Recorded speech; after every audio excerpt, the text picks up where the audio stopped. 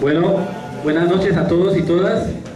Les pedimos por favor que se vayan ubicando para dar inicio a esta conferencia de diálogos desde abajo.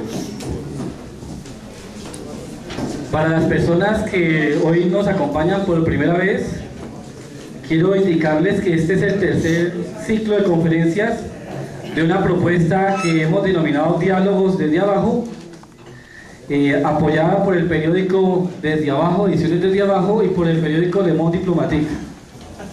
Esta propuesta tiene como objetivo generar un espacio de encuentro en medio de la diferencia, generar un espacio para aportar a la construcción de pensamiento político crítico si se quiere, y poder contribuir a esa formación de sujeto individual y sujeto colectivo crítico que aporte a la construcción de un nuevo país, de un nuevo proyecto de sociedad, del cual estamos seguros todos y cada uno de los que estamos presentes siempre hemos soñado. En esta perspectiva se inscribe Diálogos desde Abajo. A Diálogos desde Abajo nos han invitado para que presentemos los expositores en aulas de las universidades, varias universidades de la ciudad de Cali nos han invitado. Respetuosamente les hemos dicho que nos vamos a reunir con ellos para coordinar la presencia de los expositores que vienen a este espacio.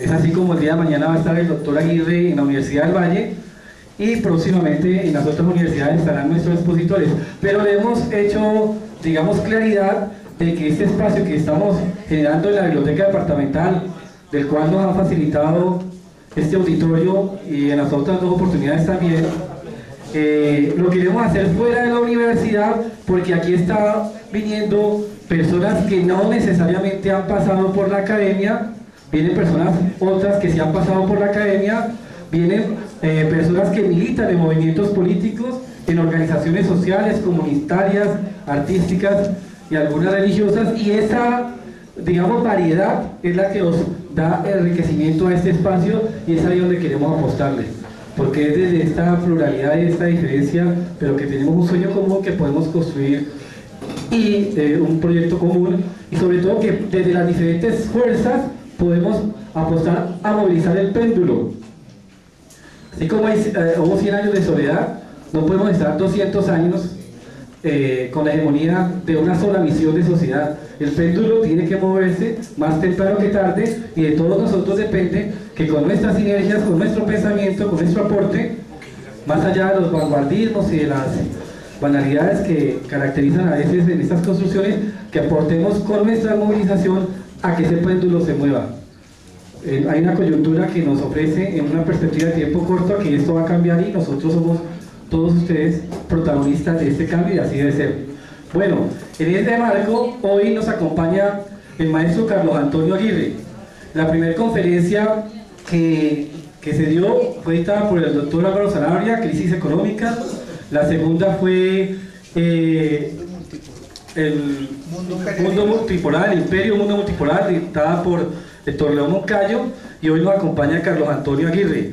El doctor Carlos Antonio Aguirre es ciudadano mexicano, un científico social, teórico e investigador, doctor en Economía de la UNAM y postdoctor de la Escuela de Altos Estudios de Ciencias Sociales de París. Actualmente es investigador de la UNAM en el Instituto de Investigaciones Sociales y docente de la Escuela Nacional de Antropología e Historia.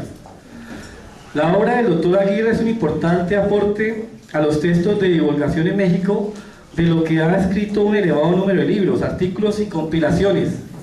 Es partidario y principal exponente en México de la historia crítica. La tendencia que ha manejado en la mayor parte de sus textos es la difusión de las metodologías históricas del mediados del siglo XX, como la escuela de los anales, asumiendo una postura didáctica.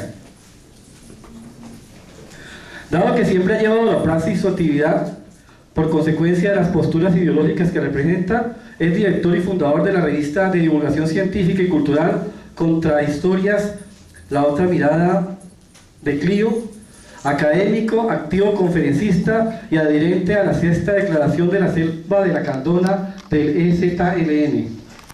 Basta leer algunos de sus artículos para comprobar su originalidad y estilo ameno y conciso.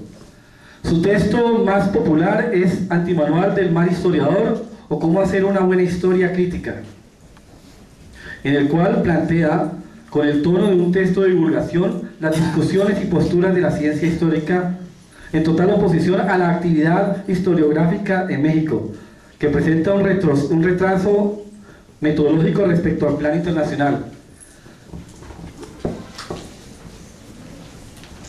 La formación académica del doctor Carlos Antonio Aguirre: fue nombrado director de estudios de la Misión de Ciencias del Hombre.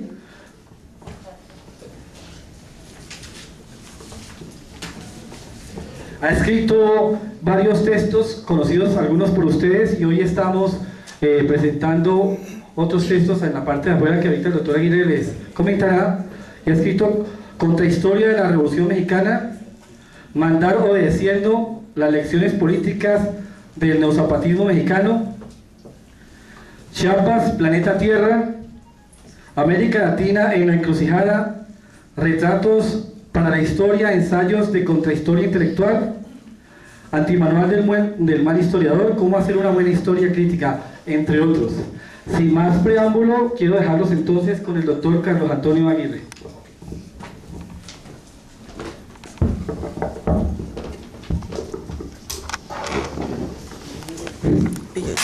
Bueno, pues buenas tardes a todos.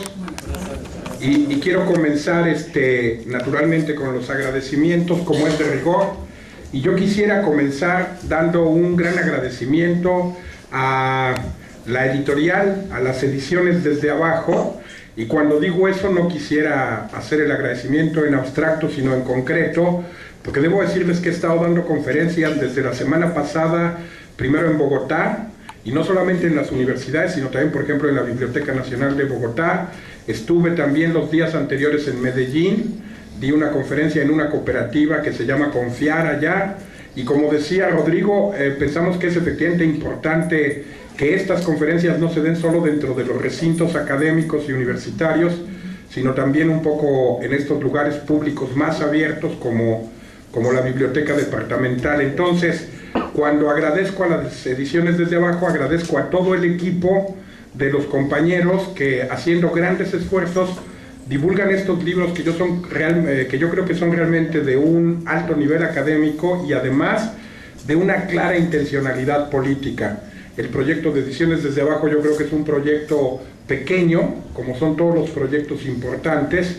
Es un proyecto que no tiene fines de lucro, pero es un proyecto que efectivamente lo que intenta es estimular el desarrollo de la conciencia colectiva y el desarrollo, diríamos, de la maduración política de las fuerzas sociales y de los movimientos sociales colombianos. Entonces, agradezco doblemente a los compañeros y al equipo en toda Colombia de Ediciones Desde Abajo, en primer lugar por abrir todos estos foros en los que he tenido ocasión de intercambiar y espero que hoy sea también lo mismo, con los compañeros que asisten, con todos ustedes, y en segundo lugar por haber editado una colección de libros que yo dirijo, que se está vendiendo allá afuera, que se llama Clásicos de la Historia Crítica. Es una colección de la cual hemos publicado 7 títulos y que incluye libros, por ejemplo, del doctor Bolívar Echeverría, que falleció recientemente, libros del propio Marx, porque consideramos que el marxismo hoy es quizá más vigente que en el momento en que Marx estaba vivo, eso en contra de visiones trasnochadas que se difundieron por ahí, que se siguen difundiendo, y que yo encontré, por ejemplo, en la Universidad de Antioquia, para mi sorpresa, allá en Medellín. Encontré que muchos profesores ya son renegados del marxismo. En fin, es una historia triste, pero es efectivamente real. Está algún texto de Walter Benjamin, un texto maravilloso que se llama Tesis sobre la filosofía de la historia. Están 2 textos míos también, uno que es el Antimanual del mal historiador, que ya va en su 3ª edición colombiana, es la 15ª edición un poco en toda América Latina, incluido Brasil, donde está traducido al portugués, y en España, donde también ha sido publicado y bueno, se ha difundido con cierto éxito. Y están incluidos también un texto que es una especie de biografía intelectual de Marc Bloch, escrita por su hijo, que se llama Marc Bloch, el historiador en su laboratorio. Bueno, les diré que solo por el día de hoy y por mi visita, esos libros tienen un precio excepcionalmente bajo. Esos libros normalmente valen 25,000, 22,000, 30,000 pesos. Hoy todos esos libros, a excepción de 2, valen 10,000 pesos, solo el día de hoy. Y si compran la colección completa de los 7 libros, vale 70,000, pero solo el día de hoy. Y hay 2 libros más que tienen mucho que ver con el tema de la conferencia, que se llaman Mandar Obedeciendo y Chiapas Planeta Tierra. Yo no sé si lograron traerlos o no, pero dicen que no. Pero entonces yo lo que les propondría es que si a alguno de ustedes le interesa ese libro, pueden dar los 10,000 pesos, y yo creo que podemos pedirle a los compañeros de Ediciones Desde Abajo que hagan una lista y se comprometan a venderlo a 10,000 pesos y que se los entreguen la próxima semana en cuanto lo envíen de Bogotá. Un libro que se llama Mandar Obedeciendo, las lecciones políticas del zapatismo mexicano, y otro que se llama Chiapas Planeta Tierra. Perdón por el comercial, pero el comercial está determinado porque quería decirles un poco o mostrarles este trabajo que hacen los compañeros de Ediciones Desde Abajo y que yo quiero agradecer públicamente. Y en segundo lugar, como les digo, por abrir estos foros, ¿no? Entonces, muchas gracias a los compañeros de Ediciones Desde Abajo y también muchas gracias a la Biblioteca Departamental por abrir este foro para esta serie de conferencias que yo auguro y espero que efectivamente tengan cada vez más éxito, ¿no? Bueno, dicho esto, voy a pasar entonces al tema de hoy. Voy a hacer una exposición, espero de alrededor de 1 hora, quizá un poco más, porque después me gustaría que hubiera un debate, digamos, entre nosotros. Es un tema, yo creo que es muy importante, este tema que me pidieron exponer, que es el de tratar de plantear una radiografía crítica de lo que son, del papel que juegan, de cómo se presenta el mapa de los movimientos antisistémicos hoy dentro de América Latina. Y entonces, para comenzar, yo les diría que efectivamente para entender el papel cada vez más importante y la función que a nivel planetario juegan estos movimientos sociales en América Latina, lo primero que tendríamos que entender es el hecho de que en los últimos 30 o 40 años América Latina ha ido adquiriendo una centralidad que no tuvo en los 5 siglos anteriores. ¿Qué cosa quiero decir? Quiero decir, y aquí suscribo una tesis que ha sido planteada, desarrollada y argumentada por Immanuel Wallerstein. Yo creo que efectivamente un proceso muy interesante que vivimos dentro de América Latina en los últimos 40 años es el proceso precisamente mediante el cual Estados Unidos cede cada vez más terreno, deja de ser la potencia hegemónica incontestada que fue entre 1945 y 1968-73, y entonces efectivamente presenciamos su proceso de decadencia hegemónica. Esto naturalmente no es algo nuevo, es algo que pasó en la historia con Holanda. Holanda fue la potencia hegemónica más importante en el siglo XVII y luego entró en decadencia. Inglaterra fue la potencia más importante, la potencia dominante del sistema mundo capitalista en el siglo XIX y después entró en crisis. Y esta potencia que fue la potencia dominante en el siglo XX, que es Estados Unidos, muy bien, esto es para que haga una pausa y tome un poco de respiro, exacto. ¿Cómo puedo venir a Colombia y no tomar una colombiana? Eso sería una contradicción. Bueno, les diría, eso es lo que yo creo que en mi opinión representa simbólicamente precisamente la guerra de Vietnam. Fíjense, no, tampoco voy a estar tomando tanto, no exagero. Fíjense, sí, esto que les estaba planteando, perdón, sí, confío en que ya no haya más interrupciones, o solo cuando ya me vean muy cansado, entonces hacen un pequeño sonido para que yo tome un poco más de... Bueno, fíjense, compañeros, yo creo que ese es el valor simbólico que tiene precisamente la guerra de Vietnam. El 30 de abril de 1975, una nación pobre, una nación pequeñita, una nación campesina, pero verdaderamente heroica y maravillosa, algo que fíjense, por cierto, y no se subraya suficiente, algo que había sido previsto por el Che Guevara antes de morir. El Che Guevara en 1967, cuando nadie pensaba que Vietnam podía derrotar a Estados Unidos, ustedes recuerdan que lanzó esa consigna famosa que dijo: lo que tenemos que hacer en el mundo es crear 1, 2, 3, muchos Vietnam. Por eso el Che Guevara lo dijo antes de morir, en 1966-67, y 7, 8 años después, en 1975, Vietnam derrota a Estados Unidos, una nación pequeña, pobre y campesina, pero extraordinariamente cohesionada, organizada y heroica, con una convicción a prueba de todo, derrota a la primera potencia militar de todo el planeta. ¿Por qué subrayo este hecho? Porque si ustedes revisan las cifras económicas, Estados Unidos no ha hecho más que decaer a partir de 1970 en adelante dentro de su papel a nivel de los desarrollos tecnológicos mundiales. No ha hecho otra cosa más que ir disminuyendo su presencia a nivel de las redes del mercado mundial capitalista. Cada vez más los principales grupos industriales, la industria norteamericana automotriz, que fue el gran orgullo del desarrollo de la economía estadounidense, todas las historias de Henry Ford, todas las historias del surgimiento de la Chevrolet, etcétera, todas esas empresas ya no sobrevivieron en los años 80 y 90 más que al precio de fusionarse con empresas japonesas, donde el capital japonés lleva ahora la voz cantante y no el capital norteamericano. Fíjense, Estados Unidos ha ido perdiendo lenta pero irreversiblemente su papel geopolítico dentro del planeta entero durante los últimos 40 años, al grado de que para poder llevar a cabo su desastrosa guerra en Irak, una guerra que igual que la guerra de Vietnam es evidente que ya perdió, y el problema que tiene Obama no es cómo salir victorioso de Irak, sino cómo salir de la manera más decorosa posible de una derrota evidente en Irak. Precisamente Estados Unidos entonces no ha hecho más que decaer, y para montar esta guerra, digamos, en Irak tuvo que convocar el apoyo de lo que se llama el grupo, el G7, ahora G8, es decir, unirse con todas las economías desarrolladas de Europa. Bueno, no voy a continuar este argumento, pero la idea sobre la que quiero insistir es esa fuerza que Estados Unidos tuvo durante los años 40, 50 y 60, donde hizo y deshizo a placer en el planeta entero. Hubo más de 200 golpes de Estado, invasiones y presiones diplomáticas. Hay un libro que se llama La historia negra de las invasiones de Estados Unidos, que registra estas 200 invasiones que se dieron entre 1945 y 1975. Bueno, ese periodo de hegemonía fuerte se acabó. ¿Y por qué esto es importante para América Latina?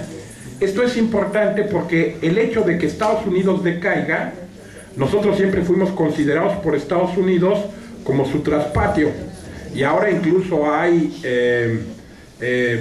congresistas, hay personajes norteamericanos que tienen la desfachatez de decir con todas sus letras que nosotros somos el traspatio de Estados Unidos.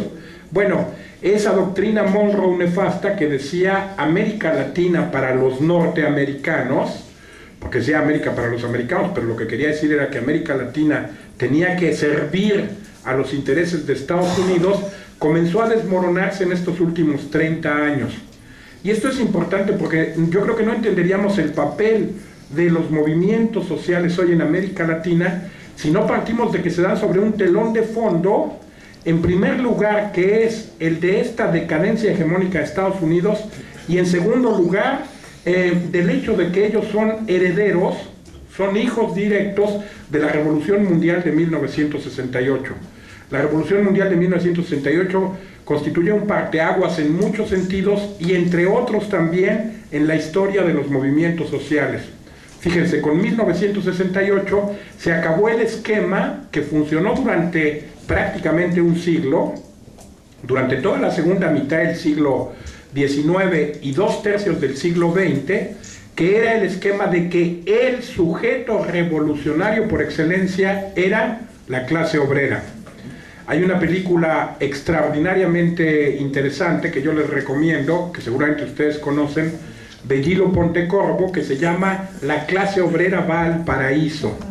Y es una obra extraordinaria porque justamente refleja a nivel cinematográfico esta idea de que el único sujeto revolucionario es la clase obrera, y al mismo tiempo naturalmente ironiza sobre esto y pone en cuestión lo que el 68 puso precisamente en la mesa de las discusiones.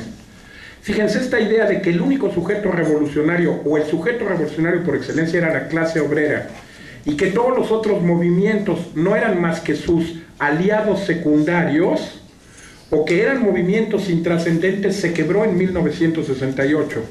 Yo les diría, todos los partidos comunistas del mundo, en su conjunto y sin excepción, despreciaron los movimientos estudiantiles de 1968.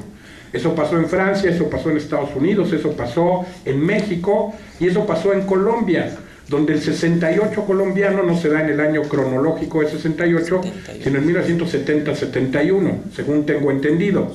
Fíjense, los partidos comunistas, ¿por qué despreciaban al movimiento estudiantil? Porque decían, ¿qué sucede si los universitarios, si los estudiantes se enojan, protestan y se ponen en huelga y paran la universidad? Y todos los partidos comunistas de aquella época, con esta idea de que la única clase revolucionaria eran los obreros, decían, no pasa nada. Como los estudiantes no producen plusvalía, al capital le da lo mismo que una universidad esté parada 10 años. Y entonces, aunque esté parada 10 años, no deja de producirse plusvalía. Y como lo que al capital le interesa es la producción de plusvalía, despreciemos al movimiento estudiantil. Claro, el 68 es muy importante porque cuando vieron la envergadura del apoyo popular que suscitaban esos movimientos estudiantiles en Francia, en Estados Unidos, en Checoslovaquia, en Rusia, en China, en Hungría, en absolutamente todos los países, entonces en un segundo momento todos los partidos comunistas trataron de montarse y según ellos de dirigir como vanguardias históricas, estoy parodiando un poco a esos movimientos estudiantiles. Fíjense, pero lo interesante es que entonces toda la estructura de los movimientos estudiantiles, de los movimientos sociales, perdón, cambia después de 68. Entonces, solo insisto en este doble parámetro que en mi opinión explica el carácter que tienen ahora los movimientos sociales en América Latina. En primer lugar, todos ellos son hijos de los cambios que el 68 provoca. En segundo lugar, se dan sobre un telón de fondo de una decadencia hegemónica irrefrenable, irreversible de Estados Unidos. Esto es una muy buena noticia porque si vivimos un poco más, si nos alimentamos sanamente, si no fumamos, si no consumimos drogas, si salimos a correr todos los días, si llevamos una vida sana como nos dice la propaganda comercial, etcétera, también estoy parodiando y me estoy burlando, pero entonces quizá vivamos para ver cómo Estados Unidos se desmorona, igual que la Unión Soviética se desmoronó después justamente de la caída del muro de Berlín. La economía de Estados Unidos está prendida con alfileres. Estados Unidos es el país más endeudado del planeta.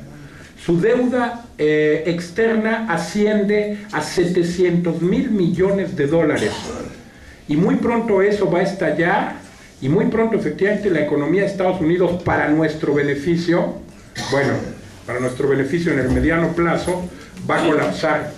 En términos inmediatos es probable que provoque un colapso de las economías latinoamericanas que están muy ligadas y muy dependientes, pero va a abrir un espacio de autonomía muy grande. Bueno, segundo elemento. Tercer elemento, y es derivado de estos dos que acabo de señalar, fíjense, es una cosa curiosa, pero en los últimos 30 o 40 años, América Latina ha empezado a tener una centralidad dentro del planeta que no tuvo en los 500 años anteriores.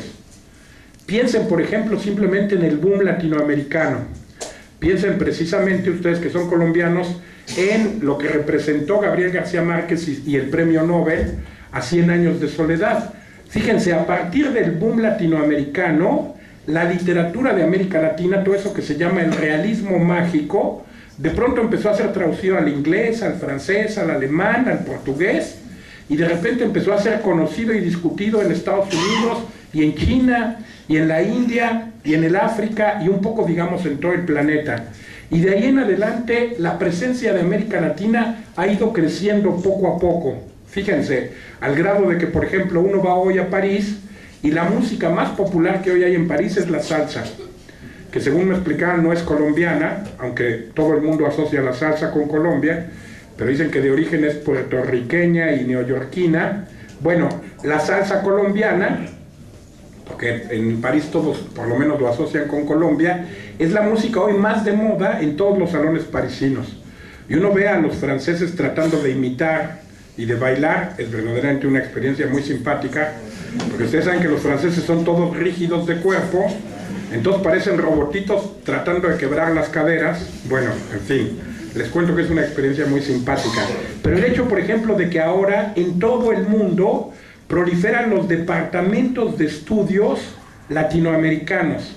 Fíjense, es verdaderamente una especie de pequeña migración masiva el hecho de que ahora en todas las universidades norteamericanas cooptan profesores mexicanos, argentinos, supongo que también colombianos, ¿sí? Y también haitianos y también peruanos y también para incrementar sus departamentos de estudios latinoamericanos.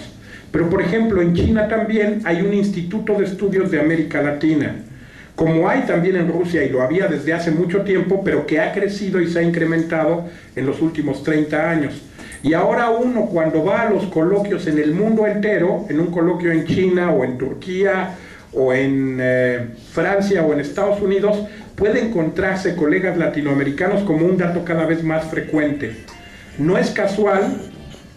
Muy bien, era para... Quedamos en que con que no abusen, pero bueno, no, si no tampoco puedo tomar tanta gaseosa tan rápido. Pero fíjense, no es una casualidad que, por ejemplo, el español, que es la tercera lengua más hablada en el planeta, el inglés es la segunda lengua, no crean que la primera lengua más hablada del planeta es naturalmente el chino mandarín, la segunda es el inglés y la tercera es el español. Apenas hace unos 8 o 10 años fue reconocida por la ONU como lengua oficial de trabajo de la propia ONU. Pero esto es otro de los tantos síntomas y podría seguir el hecho de que ahora las telenovelas mexicanas y también colombianas y también brasileñas ya se ven en Estados Unidos y se ven también en Francia y se ven en Polonia y se ven en Rusia. Es verdaderamente un poco atroz, les confesaré, pero una actriz mexicana que ustedes han de conocer, que se llama Verónica Castro, paralizó el funcionamiento de la ciudad de Moscú, porque obviamente una telenovela mexicana se pasó en Moscú, y cuando iba a terminar la telenovela, entonces dijeron que la mexicana iba a llegar a la ciudad de Moscú, y entonces se paralizó el tráfico en el aeropuerto de Moscú por la cantidad de gente que fue a recibir, imagínense, a la mexicana. Y son telenovelas malísimas, entre paréntesis, pero bueno. Bueno, México tiene el dudosísimo liderazgo de ser el primer productor mundial de telenovelas. Eso me da vergüenza decirlo, pero bueno, es solo porque es parte del argumento. Pero más allá de todo el carácter anecdótico, compañeros, más allá del carácter anecdótico de todos estos elementos, la idea sobre la que quiero insistir es América Latina tiene cada vez más un papel central, un papel protagónico que nunca tuvo en los 500 años anteriores. Agrego un último punto y paso a otro argumento. Les diré también que esto no es tampoco por razones puramente culturales o por razones de la decadencia de Estados Unidos. Tiene razones económicas fundamentales. Fíjense, aquí puedo recordar una metáfora muy interesante de Fernand Braudel. Ustedes saben que Fernand Braudel es el historiador más importante de todo el siglo XX. Esto lo digo un poco provocadoramente en el mejor sentido. Bueno, Braudel escribió un libro maravilloso que se llama Civilización Material, Economía y Capitalismo. Uno de los capítulos de su tercer tomo se llama América o el tesoro del mundo. Y ahí lo que Braudel explica es que a finales del siglo XVIII, América era el espacio que tenía más riqueza de todo el continente. Y entonces dice, la plata que había en México y también en Sudamérica, el oro brasileño, eran codiciados como motores de la economía mundial en el planeta entero, ¿sí?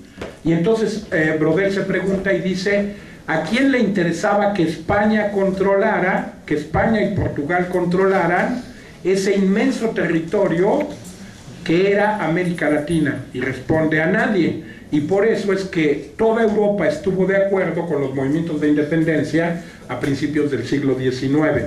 Bueno, yo les diría, esa metáfora de que América era el tesoro del mundo a finales del siglo XVIII, yo creo que se repite ahora. Ustedes saben en dónde está el futuro de la próxima industria alimenticia, de la industria farmacéutica y de la industria química del planeta. Está precisamente en las selvas de Brasil, en el sur de Colombia y en la selva chiapaneca, porque en esos lugares está el 80% en Brasil, el 12% en Colombia y el 12% en México de los recursos bióticos de todo el planeta. Ustedes saben lo que son los recursos bióticos. De todas las especies de flora y de todas las especies de fauna que hay en el mundo entero, el 80% está concentrado en las selvas de Brasil, el 12% en el sur de Colombia y el 12% en Chiapas. Por eso son tan codiciados por las industrias de todo el planeta, porque hay una cosa que se llama biopiratería, donde ellos están empezando a descubrir, robándole a los indígenas, robándole a los pobladores de estos lugares, precisamente las medicinas que se van a patentar en los próximos 30, 40 años, los alimentos de los que vamos a alimentarnos en los próximos 50 años, los elementos de la industria química que se van a utilizar para fabricar todo tipo de elementos de la vida cotidiana. Pero además, América Latina, en un mundo que dentro de las condiciones capitalistas empieza a volverse cada vez más sobrepoblado, hay que aclarar que la sobrepoblación es un concepto relativo y no absoluto. Si eliminamos el capitalismo, este planeta daría para alimentarnos 7,000 millones de habitantes, sino 200,000 millones de habitantes. Lo que impide eso es esa cosa horrible que se llama capitalismo. Pero mientras haya capitalismo, Europa ya está superpoblada, ¿sí? Y China ya está sobrepoblada y la India ya está sobrepoblada. Y en comparación de estos espacios, en cambio, América Latina está semidespoblada, ¿sí? En términos de la proporción de habitantes por kilómetro cuadrado, América sigue siendo un espacio semivacío todavía por descubrir, todavía por colonizar, todavía por poblar. Entonces América tiene riquezas. En América están los minerales, fíjense, del futuro. Ustedes saben que hace muy poco en Bolivia se acaba de descubrir que Bolivia está asentada sobre toneladas y toneladas, miles de toneladas de una cosa que se llama litio. Si el litio se hubiera descubierto hace 50 años, todos se hubieran reído de él, porque hubieran dicho el litio no sirve para nada. Y hace 50 años el litio no servía para nada. Y hoy el litio es precisamente el material con el que se hacen las baterías de todos los aparatos que ustedes tienen aquí, esos con los que me están filmando, esos que suenan para que yo tome colombiana, esos relojes con los que, bueno, ustedes ya no usan relojes, los jóvenes, porque ven en su celular la hora. Bueno, todos los aparatos de la industria moderna se mueven con pequeñas cápsulas, con pequeñas baterías de litio. Así que la fortuna que tiene Bolivia y todos los nuevos minerales, la industria minera del siglo XXI están depositados precisamente en América. Y América, en un momento en que empieza a haber escasez de agua, es un continente donde el agua sobra. Entonces, fíjense, por toda una serie de riquezas y de razones, América es un continente que empieza a ser muy apetitoso para la industria capitalista, para el capitalismo, digamos, mundial. Por eso, y por todas las otras razones anteriores, América Latina tiene hoy una centralidad extraordinaria. Ahora, en este telón de fondo, entonces, preguntémonos, ¿qué papel juegan los movimientos sociales actuales de América Latina? Y yo comienzo diciéndoles una cosa que me parece muy importante y que a veces no percibimos muy claramente porque nos sucede aquello que dicen que cuando convivimos demasiado cerca con una persona, perdemos la medida de lo que ella representa. Fíjense, Hegel tenía una frase fantástica que decía: no existe gran hombre para el ayuda de cámara. Y entonces él decía, una persona que sea el ayudante de Napoleón no considera a Napoleón un gran hombre. El que sería el asistente de Beethoven no lo consideraría un músico extraordinario, porque convive tan cerca de él que pierde la dimensión de su propia grandeza. Entonces, a veces, como nosotros convivimos con estos movimientos sociales, con el movimiento, por ejemplo, de los piqueteros argentinos, con el movimiento de los Sin Tierra de Brasil, con el movimiento neozapatista mexicano, pero también con el movimiento indígena del Cauca, aquí en Colombia, o con el movimiento mapuche, o con los movimientos indígenas, por ejemplo, de Bolivia, el Pachacutic, o el movimiento de la CONAIE en Ecuador, a veces tendemos a subvalorarlos, a considerarlos menos de lo que son.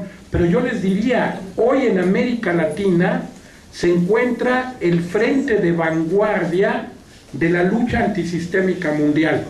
¿Qué quiere decir eso? Que hoy en América Latina están presentes los movimientos más avanzados de todo el planeta.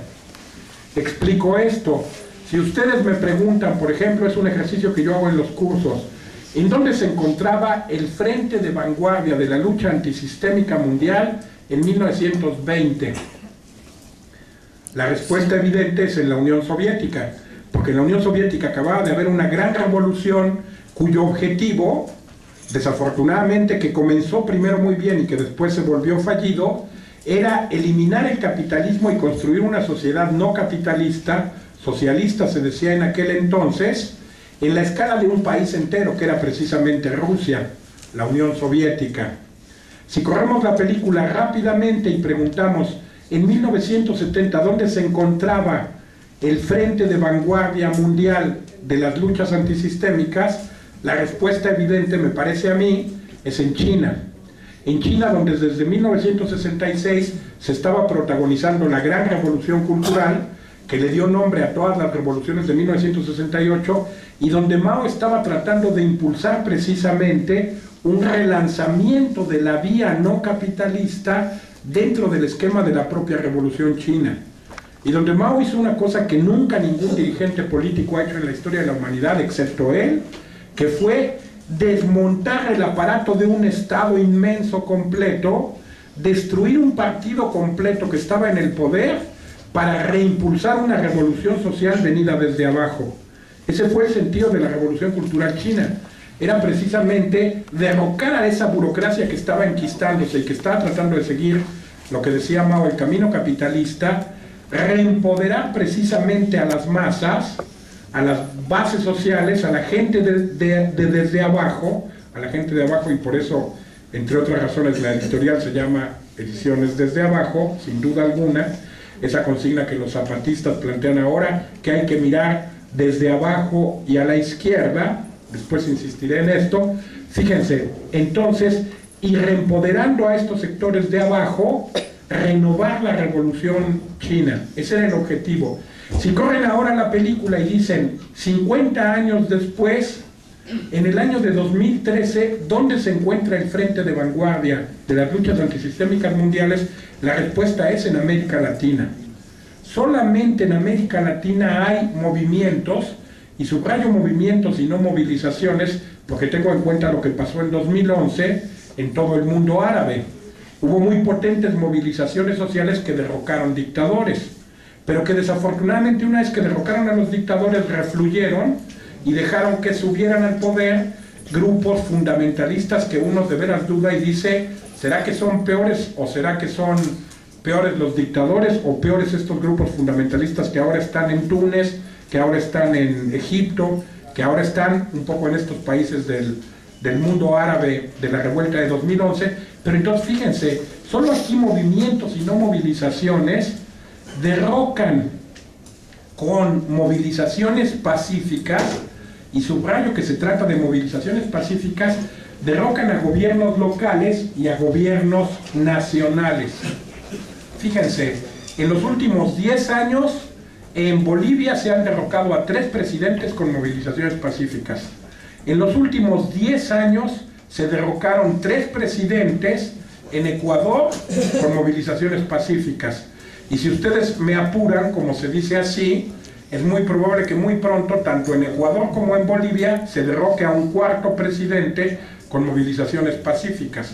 Porque yo creo que ni Rafael Correa ni Evo Morales responden a las necesidades de las clases populares bolivianas o ecuatorianas, están cada vez más divorciados del pueblo, y el día de mañana es muy probable que sean igualmente derrocados como lo fueron los presidentes neoliberales anteriores, lo cual sería fantástico y maravilloso para que dieran paso a gobiernos que realmente mandaran obedeciendo.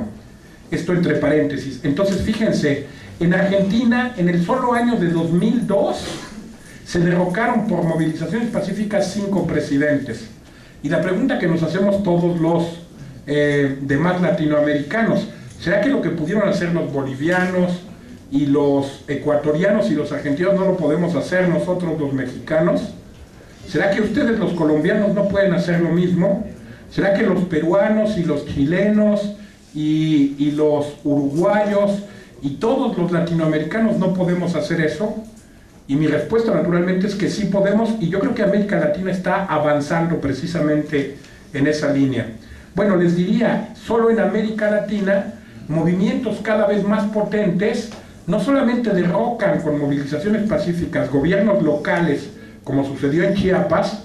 Los neozapatistas han derrocado muchísimos gobiernos locales, al gobernador han logrado que lo despidan, que tenga que renunciar, y entonces entre el interino y luego el interino del interino y luego el interino del interino del interino, parecía verdaderamente una broma. Los gobernadores durante un momento de auge del neozapatismo no duraban más de 3 o 4 meses, pero también estos movimientos están definiendo la agenda política de sus respectivos países. Yo les puedo decir que el mapa político que hoy existe en México es resultado directo de la irrupción del 1 de enero de 1994 y del neozapatismo mexicano. Lo que hoy está pasando en Argentina, Argentina es un volcán a punto de estallar. Yo pude estar en Argentina ahora en noviembre, diciembre pasados, y yo vi que efectivamente la fuerza que están adquiriendo los movimientos piqueteros ya no son movimientos piqueteros, ahora son barrios enteros. Fíjense, la ciudad de Buenos Aires es la ciudad de Buenos Aires, que tiene 3 millones de habitantes, que es la parte bonita, turística, que a todos nosotros los turistas nos enseñan, que está muy bien cuidadita, que es donde Cristina se pasea y donde nos llevan a ver las cosas bonitas, y luego un cinturón de 15 millones de habitantes de lo que se llama el Gran Buenos Aires, que viven en la absoluta miseria, se los digo, donde los trenes no funcionan, donde las carreteras están en mal estado, donde los alimentos no llegan, donde no hay efectivamente ni siquiera calles pavimentadas, donde el agua y la electricidad fallan a cada momento. 15 millones de personas que viven en condiciones muy miserables, pero que son en su mayoría barrios piqueteros. Les aseguro que muy pronto esa gente va a decir ya basta, como dijeron los zapatistas, y vamos a volver a vivir la revisión fantástica de lo que fue diciembre de 2001 y todo el año de 2002 en Argentina. Y yo creo que así como está Buenos Aires, están también muchas ciudades, muchos pueblos y muchos territorios de toda América Latina. Bueno, estos movimientos entonces no solo están definiendo la agenda política de sus países, no solamente son fuerzas fundamentales, no solamente constituyen este frente de vanguardia planetario, sino que son movimientos que además tienen toda una serie de rasgos que los hacen diferentes precisamente de los movimientos antisistémicos o anticapitalistas, que eran los movimientos anteriores a 1968. Fíjense, quiero insistir además en la centralidad de estos movimientos antisistémicos, solamente subrayando para cerrar este primer argumento, el hecho de que no es por casualidad que esa iniciativa que se llama el Foro Social Mundial haya nacido precisamente en Brasil.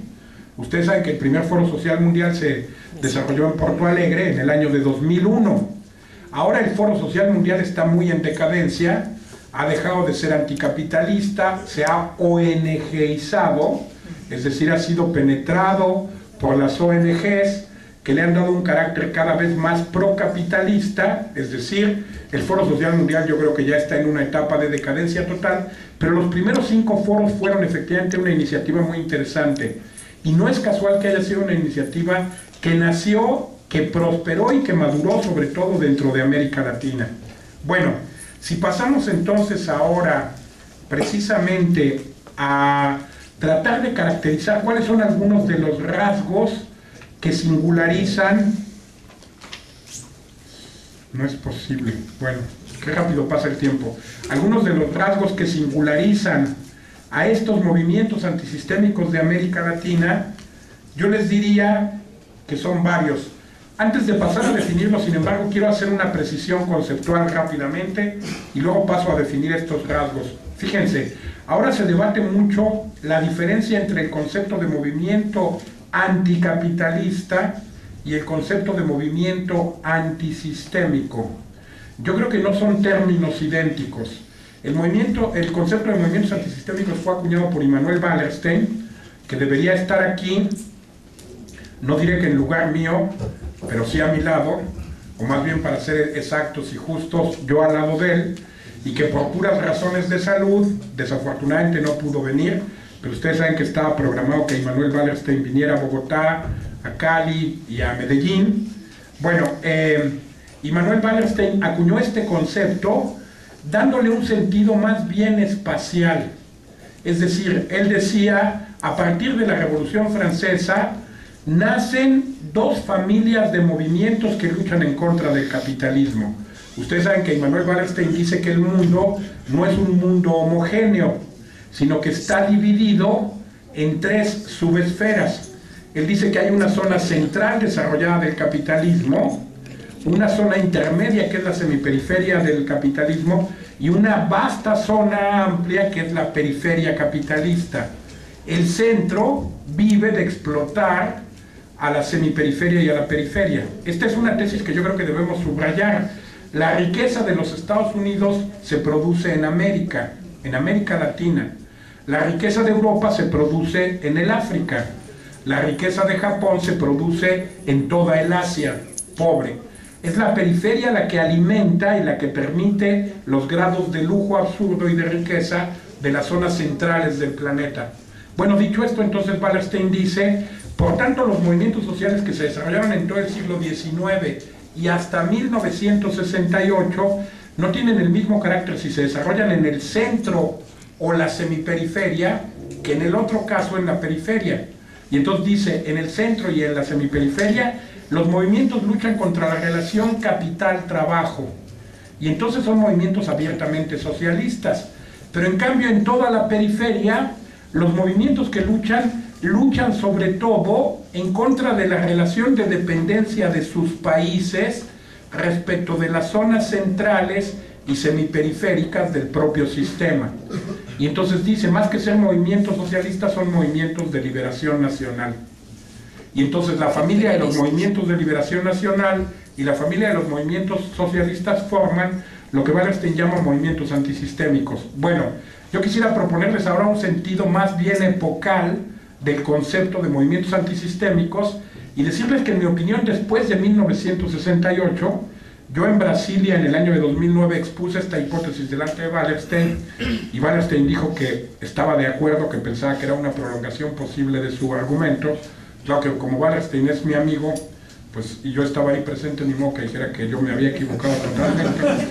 Pero bueno, relativizando todo entre paréntesis, les diré el significado que yo trato de darle, y es precisamente el hecho de que yo creo que después de 1968 se está empezando a cumplir una tesis que Marx nos anunció hace 150 años y que los marxistas no rescatamos nunca, que ningún marxista recuperó hasta ahora. Y no la recuperó ningún marxista por la sencilla razón de que era una tesis inactual. Era una tesis que no tenía tanta vigencia y tanta virulencia como tiene hoy. ¿Cuál tesis es la tesis de Marx? Marx nos dice en varios de sus textos que cuando se acabe el capitalismo y se intente una transición hacia una sociedad comunista, dice Marx, no solamente se va a acabar el capitalismo como modo de producción y como sociedad burguesa. Él dice, con el capitalismo van a morir todas las sociedades divididas en clases sociales. Es decir, se van a acabar precisamente todo tipo de sociedad basada en un antagonismo de clases. La lucha de clases se va a morir. Pero incluso es más radical Marx y dice, pero con el fin del capitalismo no solo viene el fin de toda sociedad dividida en clases, también viene el final de lo que Marx llama la prehistoria humana.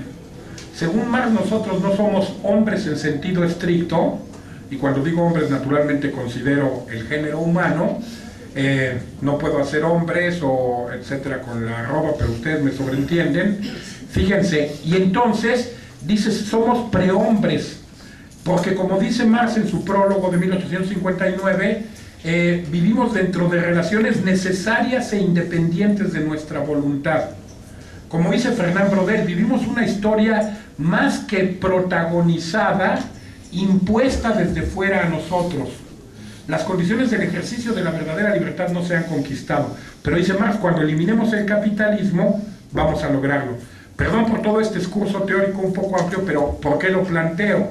Porque yo creo que si no entendemos que los movimientos ahora que luchan contra el capitalismo y por eso son anticapitalistas, también son antisistémicos, Eso se debe al hecho de que esta transición de la crisis final del capitalismo se empalma con la crisis final de las estructuras clasistas de la sociedad y se empalma con la crisis final de la prehistoria de la humanidad.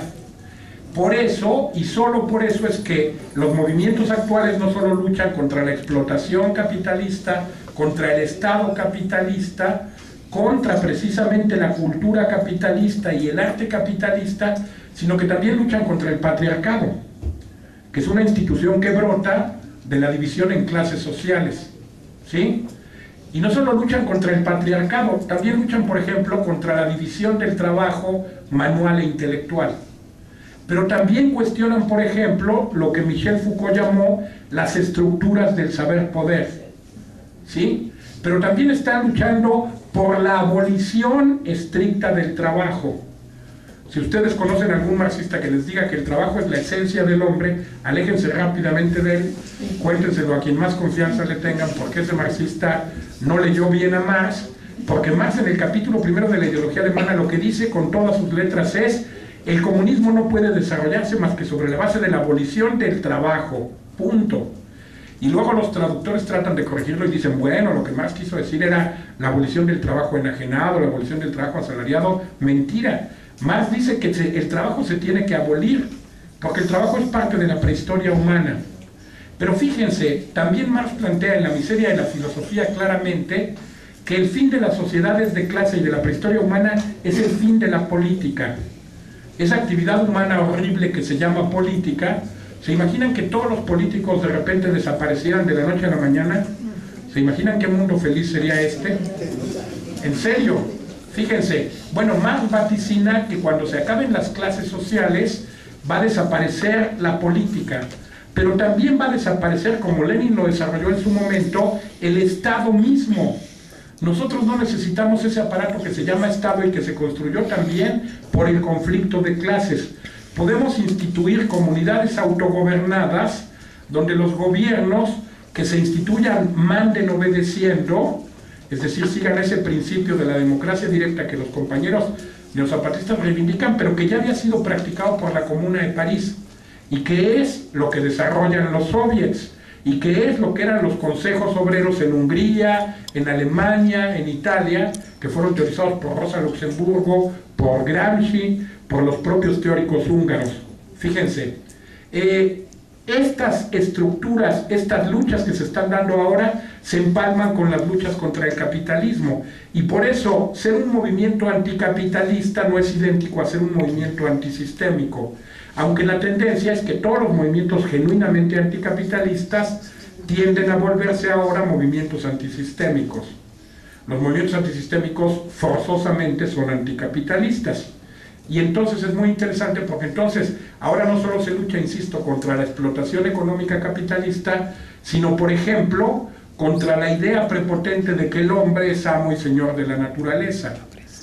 Se lucha entonces no contra el trabajo capitalista, sino por abolir el trabajo.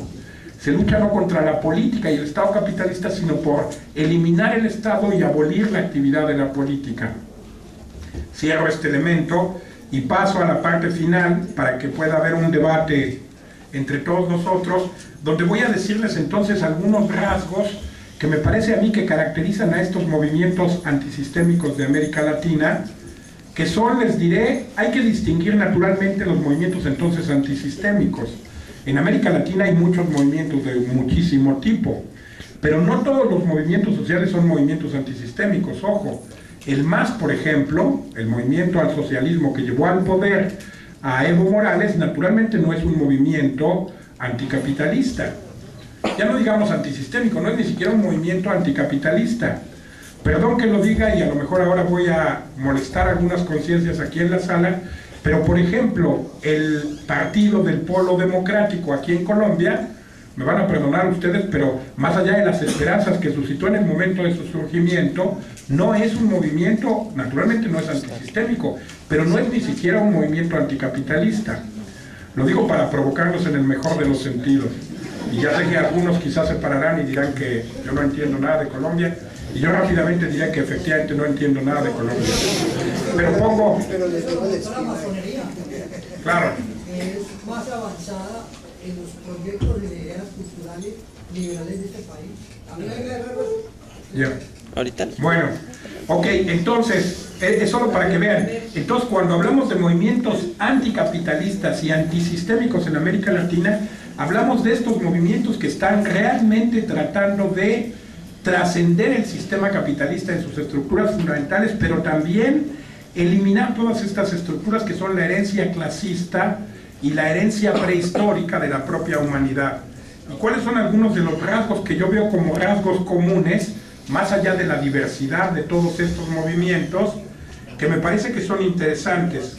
Fíjense, uno de ellos me parece es que todos estos movimientos son movimientos de los excluidos del sistema capitalista.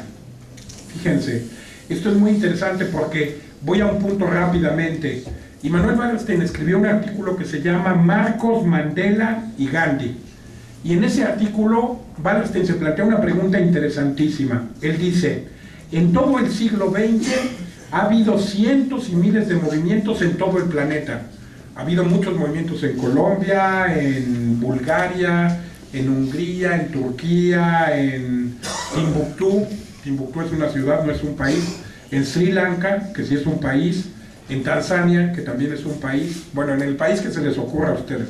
No voy a decir la lista de los 200 países.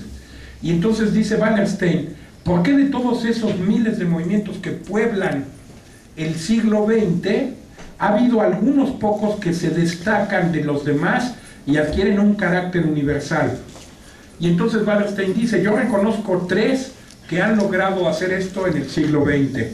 Y los 3 están asociados a 3 nombres de líderes, que son precisamente Marcos, el subcomandante Marcos, Nelson Mandela y Mahatma Gandhi.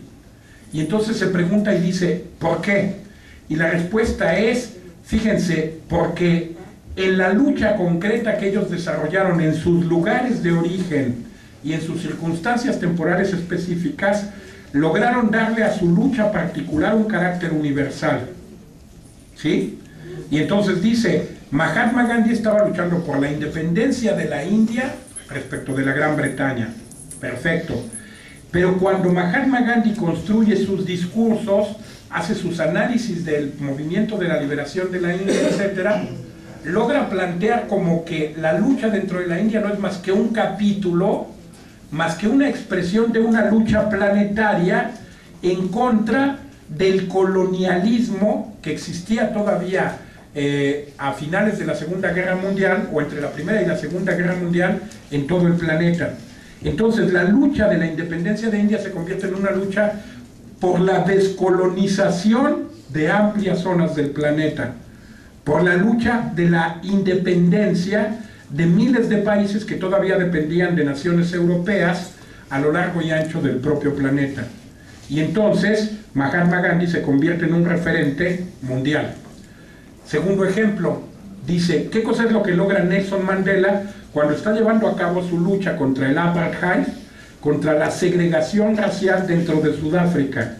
Nelson Mandela logra plantear que esta lucha contra la segregación racial no es más que un capítulo o una forma de la lucha en contra del racismo que todavía está presente a lo largo y ancho de todas las sociedades humanas. Y entonces de inmediato Nelson Mandela es recuperado por los Panteras Negras, por ejemplo, en Estados Unidos, o de inmediato es recuperado por ejemplo, los movimientos antirracistas europeos, o de repente, y entonces la lucha de Nelson Mandela no es una lucha sudafricana contra la segregación racial, sino se vuelve una lucha en contra del racismo mundial. ¿Qué lograron los zapatistas, los indígenas rebeldes, después del 1 de enero de 1994? Y fíjense la respuesta de Immanuel Wallerstein, que es muy interesante. Immanuel Wallerstein dice, lo que lograron los zapatistas es, en la lucha en contra de la exclusión que los indígenas mexicanos sufrieron secularmente dentro de una sociedad que se construyó sobre sus tierras. Los indígenas eran los dueños de América antes de que llegaran los españoles. Llegan los españoles y excluyen a los indígenas en toda América Latina. Bueno, en esa lucha en contra de la exclusión de los indígenas mexicanos, dice Wallerstein, los neozapatistas lograron construir una lucha que es la lucha a favor de todos los excluidos del sistema. Cierro el capítulo y voy entonces a este primer rasgo. Si ustedes se fijan, los movimientos antisistémicos más radicales en América Latina son movimientos de la gente que está excluida del modo de funcionamiento normal del sistema capitalista. Por ejemplo, los sin trabajo argentinos. Pero fíjense qué interesante, o sea, no hay movimiento de los trabajadores desocupados más que en Argentina. Ese es un oxímoron maravilloso, porque si uno es trabajador no está desocupado, y si lo desocuparon, quiere decir si lo corrieron ya no es trabajador. Y sin embargo los argentinos se afirman como un movimiento de trabajadores desocupados y voltean de cabeza a la Argentina después del 2001, y son el movimiento más potente hoy. Pero fíjense, el movimiento que se da en Brasil y que no se da fuera de Brasil más que ahí, es el movimiento de los sin tierra. Ese movimiento no hubiera sido valorado por ningún partido comunista antes de 1968, porque dirían, si son gente que no tiene tierra, y no crean que son campesinos sin tierra, la mayoría del movimiento de los sin tierra de Brasil es gente pobre de las ciudades que quiere salir de su pobreza y para eso piden volverse por primera vez campesinos. También hay algunos campesinos que se quedaron sin tierra, pero son la minoría. La mayoría son sectores urbanos que se hartaron de la vida de pobreza en las vastas periferias capitalistas y que ven como una alternativa posible la de la tierra. Bueno, ¿y qué cosas son los movimientos indígenas de toda América Latina? El movimiento neozapatista, el movimiento de Bolivia, el movimiento mapuche. Es el movimiento de los sin ciudadanía, de los sin identidad, de los sin reconocimiento. El subcomandante Marcos ha contado una anécdota que es realmente muy triste, pero que es crudamente real. Él dice, nosotros los indígenas a veces simplemente no existimos ni siquiera para nuestro país. ¿Por qué? Y dice, los indígenas nacen en las comunidades indígenas, pero los padres son tan pobres, esto felizmente empezó a cambiar después del 1 de enero del 94, él dice, eran tan pobres los indígenas que no tenían dinero para ir a la ciudad o a la cabecera municipal más próxima a registrar a sus hijos. Entonces podía pasar 1 año, 2 años, 3 años, 4 años y los niños no eran registrados. Pero entonces a los 2 años o 3 años muchos niños en Chiapas se morían de enfermedades curables. Una de las causas importantes de la rebelión zapatista, de que los indígenas hayan dicho ya basta, no me importa la correlación de fuerzas, no me importa la situación, nos levantamos en armas porque no soportamos más, es que de pronto se empezaron a morir después de 1988 en adelante masivamente los niños por enfermedades curables, por hambrunas que empezó a haber en Chiapas, por la situación de crisis política, por el despojo de las tierras que los indígenas chiapanecos empezaron a vivir después de que se reformó el artículo 27 constitucional en México. En fin, no entro en ese detalle, porque eso podría ser tema de otra conferencia, la historia del neozapatismo mexicano, que está en ese libro justo que se llama Mandar Obedeciendo, que confiamos en que los compañeros de Desde Abajo podrán traer después. Fíjense, entonces, dice Marcos, estos niños que no pudieron ser registrados se mueren antes de ser registrados. Entonces, como no están en el registro civil de las estadísticas de México, nunca existieron para el Estado mexicano, nunca existieron, no se contabilizan en los censos de población. Y entonces él dice, nosotros los indígenas somos a veces los sin ni siquiera existencia, no existimos para este sistema. Este sistema nos deja morir de enfermedades curables y ni siquiera se da cuenta de que nacimos, vivimos 2 años o 3 o 5 o 10 y nos morimos sin haber sido registrados. Bueno, primer elemento. Segundo elemento, ¿no están cansados? No, ¿verdad? Porque el que habla soy yo. Ahora, aunque no suene, luego les voy a tocar a ustedes. Ahora, aunque no suene el teléfono, me van a permitir un pequeño... Me van a permitir que tome un poco más de mi colombiana, es decir, de mi refresco, naturalmente, claro. Fíjense, un segundo rasgo importante es que al ser movimientos de los excluidos, todos estos movimientos en América Latina son absolutamente inclusivos y tolerantes. Fíjense, es muy interesante, pero todos estos movimientos, como han sufrido directamente la exclusión, ellos reivindican una actitud absolutamente inclusiva, pero ojo, con sus respectivas sociedades civiles. Debo aclarar el punto anterior. Cuando ellos son excluidos, no creen que por lo que están peleando es por ser incluidos dentro de la sociedad capitalista. Están peleando por destruir esta sociedad capitalista que los excluye y crear una nueva que incluya a todos. Y entonces fíjense, ¿cuál es la consigna de los neozapatistas? Una de sus consignas más importantes es la consigna de para todos todo, para nosotros nada. Y luego una consigna maravillosa y bellísima, que es 1000 veces mejor que la consigna bastante genérica y que se puede malinterpretar del Foro Social Mundial: no de otro mundo es posible, porque entonces llegan las empresas de la economía sustentable capitalista y dicen, sí, claro, otro mundo todavía capitalista, pero un poquito más verde, un poquito más sustentable es posible. ¿Qué dicen en cambio los zapatistas? Los zapatistas dicen, estamos luchando por un mundo en el que quepan muchos mundos, un mundo donde puedan ser incluidos todos los subalternos. Ojo, no un mundo donde quepan todos los mundos, porque a los políticos no los queremos en ese mundo. Confiamos en que se reformen y se vuelvan gente decente y dejen de ser políticos y entonces serán admitidos, pero a los ricos tampoco los queremos.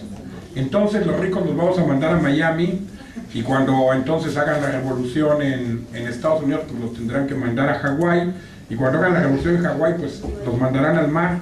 Bueno, para eso entonces ya se habrán reformado, se volverán gente decente y se podrán incluir. Pero fíjense, un mundo absolutamente inclusivo.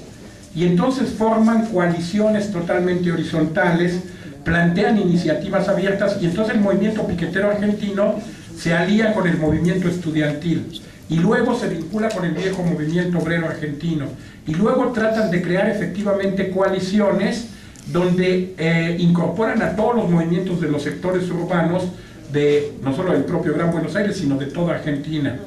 Es lo mismo que fue la iniciativa de la otra campaña en México, que ahora se terminó ya y se reconvirtió en la iniciativa de la Sexta, que es una convocatoria a todos los sectores subalternos de la sociedad mexicana. Es la misma actitud que tienen los indígenas de la CONAI en Ecuador, es la misma actitud que tiene el movimiento de los Sin Tierra en Brasil. Fíjense, un tercer elemento que caracteriza a todos estos movimientos es que sus formas de organización son cada vez más horizontales, en contra de la vieja estructura partidaria que se desarrolló y que era totalmente legítima y que tenía vigencia y tenía legitimidad. Lejos de mí la idea, que ahora se ha puesto de moda en algunos intelectuales trasnochados, de decir Lenin se equivocó, Lenin era un autoritario, el leninismo no sirve para nada. Es muy fácil criticar a los muertos. Yo creo que hasta 1968 la estructura del partido fue fantástica. Pero el problema es que cuando el movimiento social se pluraliza y entran miles de otros elementos con demandas diferentes, con lógicas diversas, con otros elementos, una estructura vertical centralizada, donde la capacidad de decisión se concentra en la cúspide de la pirámide y la base de abajo se limita a ejecutar lo que el Comité Central decide, ya no es operativa. Fíjense, yo creo que ya se quebró esa situación en la cual efectivamente unos poquitos intelectuales iluminados, maravillosos, que entendían todo, elaboraban el programa de lucha, hacían efectivamente, digamos, la estrategia y la táctica, y luego la bajaban. Esos eran los términos que se usaban, se los digo porque yo mismo lo viví en los años 70 todavía. Precisamente se bajaban primero a la base del partido y después a las masas. Y entonces había esta idea de que efectivamente las minorías decidían, incluso desde la izquierda, sobre las mayorías. La idea que hoy se impone cada vez más es esto que los zapatistas dicen ahora en sus últimos comunicados. Si queremos tener una organización que desde hoy encarne el tipo de mundo que queremos construir mañana en el futuro, tiene que ser una organización que es casi una no organización. Tiene que ser una organización que no hegemonice y que no homogeneice. El que sea un buen homogeneizador se podrá deshomogeneizar. Ahí estoy bromeando, es un trabalenguas, pero una que no homogeneice y que no hegemonice. Y entonces las formas de organización ahora son totalmente horizontales, son totalmente laxas, son bajo el esquema de red de redes y se basan sobre todo en el principio de que los liderazgos no deben ser ni unipersonales, ni permanentes, ni fuertes.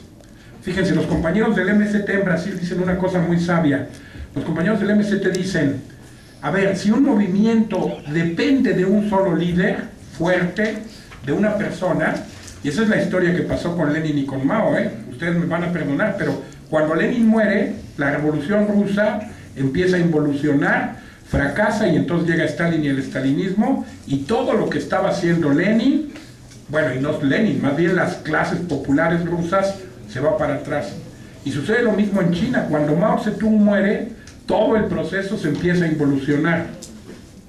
Y lamento mucho decirlo, pero temo que a lo mejor en Cuba, el día que Fidel Castro desaparezca, ahora que ya está empezando a replegarse, se ha iniciado un proceso de regresión hacia el capitalismo, realmente muy terrible y muy alarmante, y que a mí me parece, bueno, muy poco defendible. Es una situación muy complicada. Pero entonces dicen los compañeros del MST, si el líder es el que concentra la capacidad de decisión del movimiento, solo hay dos opciones. Entonces, la burguesía lo que va a tratar de hacer es comprar al líder. Y miles de movimientos se han dado al traste, fracasaron, involucionaron, porque los líderes se dejaron cortar, se vendieron y efectivamente hicieron el juego del poder. Hay miles de ejemplos en la historia de Colombia naturalmente, igual que en la historia de todos los países. Pero ellos dicen, bueno, pero pongamos la posibilidad de que el líder es una gente honesta, incorruptible, de valores firmes, de convicciones a prueba de fuego y no se vende.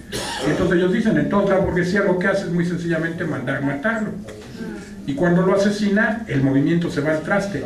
¿Qué es lo que plantean los movimientos antisistémicos actuales en América Latina? Los liderazgos deben ser colectivos, no individuales.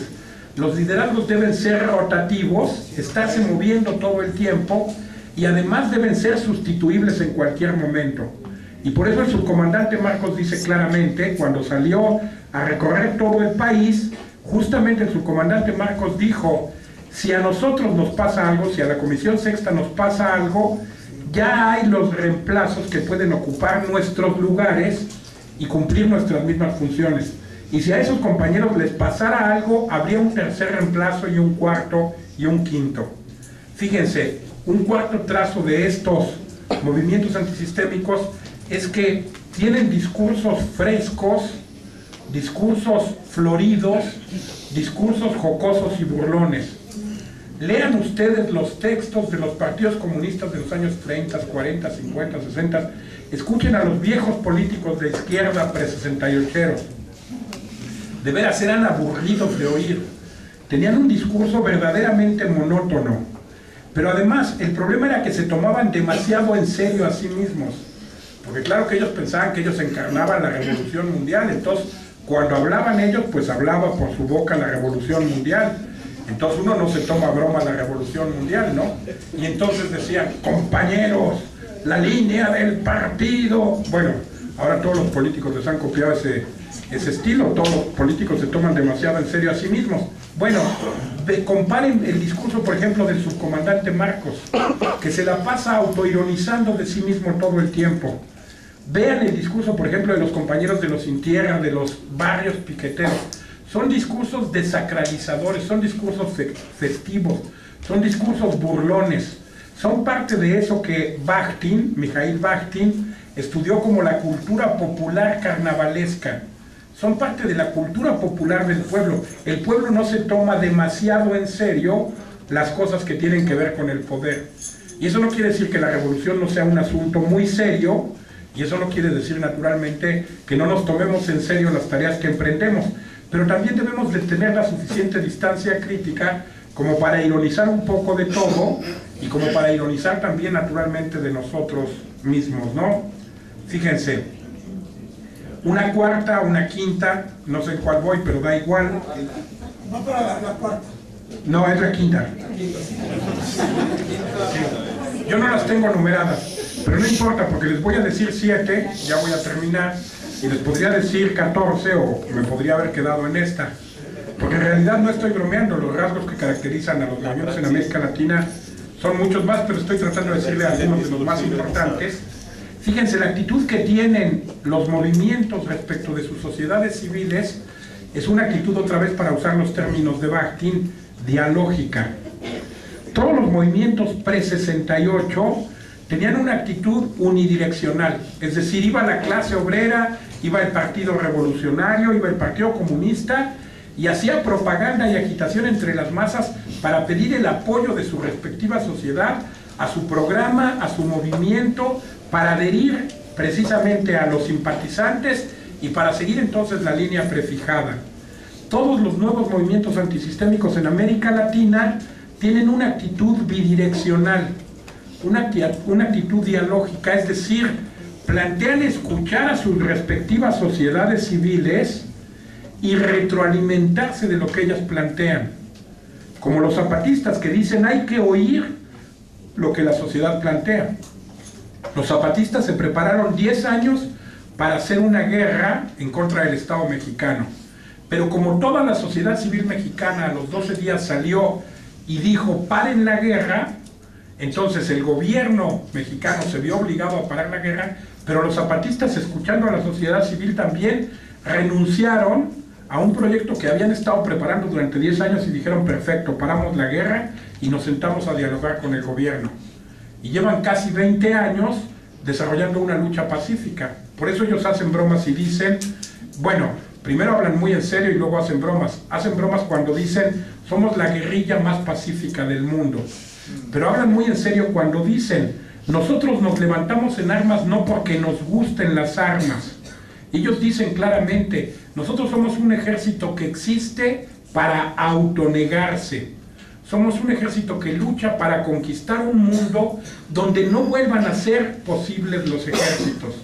Y el subcomandante Marcos dice, lo militar es la cosa más detestable que pueda existir en la tierra. Y nosotros no es porque nos guste la jerarquía militar, ni porque nos guste matar y ser muertos por los que nos involucramos en este movimiento. Nos involucramos en él porque nos cerraron todas las otras salidas. Porque llevábamos 30, 40, 50, 100 años peleando la tierra por vías legales, yendo a ver a los gobernadores, marchando a la Ciudad de México, manifestándonos pacíficamente, esperando, presionando de múltiples maneras y no nos hacían caso. Y cuando no nos dejaron otra salida, tuvimos que levantarnos en armas. Fíjense. Entonces, esta actitud es una actitud de escuchar a la sociedad civil, de dejarse retroalimentar por ella y de caminar entonces juntos. Por eso los zapatistas tienen esta consigna que se dice, preguntando, caminamos, que es otro de sus lemas. Otra postura, otro punto, otro rasgo que caracteriza el sexto quizá, es precisamente la lógica que preside la acción, las posturas, el comportamiento, los análisis y los discursos de todos estos movimientos. Es una lógica anticapitalista y antisistémica. Pero fíjense, eso se enuncia de manera muy fácil, pero se construye muy difícilmente. ¿Cuántos de nosotros logramos realmente escapar a pensar en los términos que nos impone el discurso dominante? Pongo solo un ejemplo entre muchos otros posibles. Eso que las feministas, por ejemplo, han señalado con tanta razón. ¿Por qué, por ejemplo, en nuestro lenguaje, decir un hombre público es una cosa, bueno, ya no diré que virtuosa, porque hombre público es igual a político, pero digamos, decir que un hombre es un hombre público no tiene un sentido automáticamente peyorativo, y en cambio si dicen que una mujer es una mujer pública, eso tiene una connotación absolutamente negativa. ¿Por qué, por ejemplo, como dicen los compañeros, por ejemplo, que están luchando en contra del racismo, decimos, pasé una negra noche? ¿Por qué no decimos, pasé una blanca noche? ¿Por qué de manera inconsciente asociamos lo negro con lo negativo y lo blanco con lo positivo?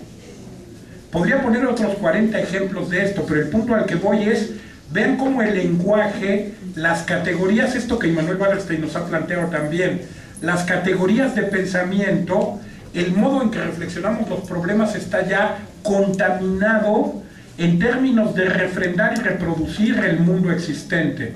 Por eso Immanuel Wallerstein nos invita a impensar o a despensar las categorías con las que hacemos el análisis de los problemas, y a tratar de reconstruirlas desde otra base.